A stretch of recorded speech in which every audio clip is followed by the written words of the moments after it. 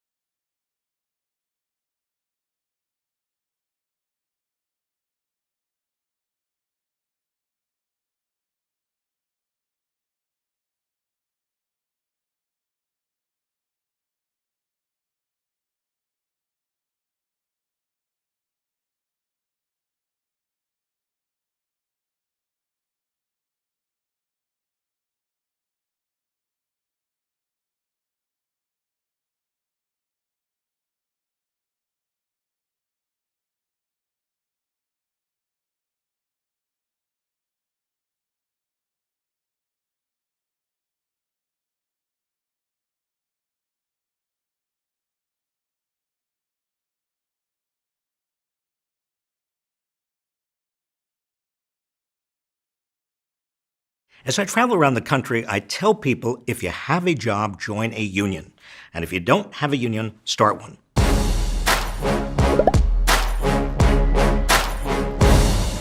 You see, it all comes down to the balance of power between business and workers. You strengthen the middle class by strengthening unions. In the mid-1950s, unions were strong, and wages grew in tandem with the economy. Nearly 1/3 of all workers in the United States were unionized. This gave workers across America, even those who weren't unionized, significant power to demand and get better wages, hours, benefits, and working conditions. Yet starting in the 1980s, with increasing ferocity since then, private sector employers have fought against unions.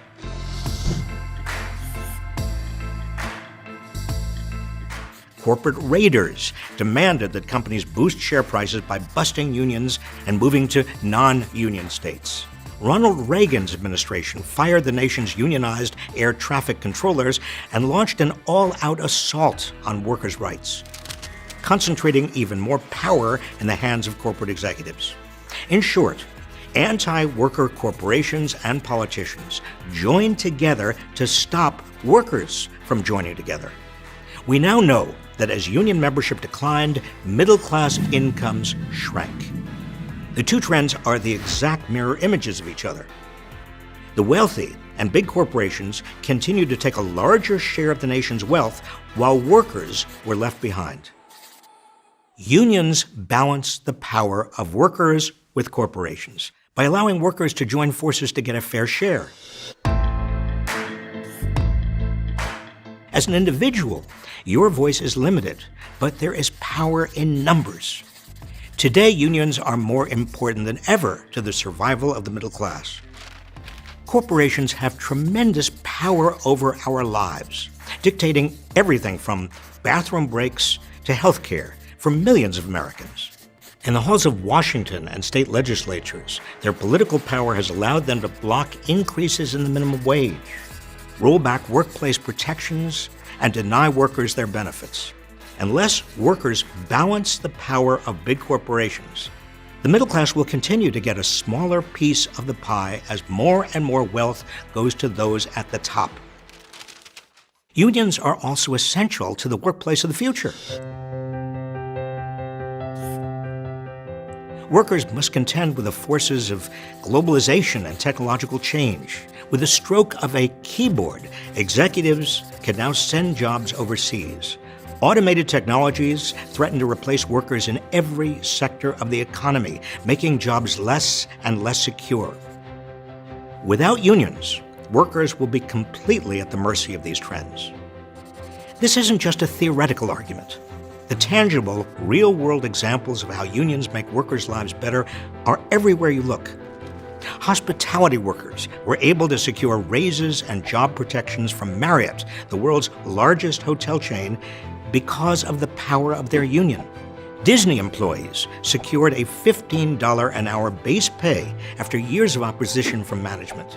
JetBlue's flight crews have unionized to negotiate better wages and more flexible schedules.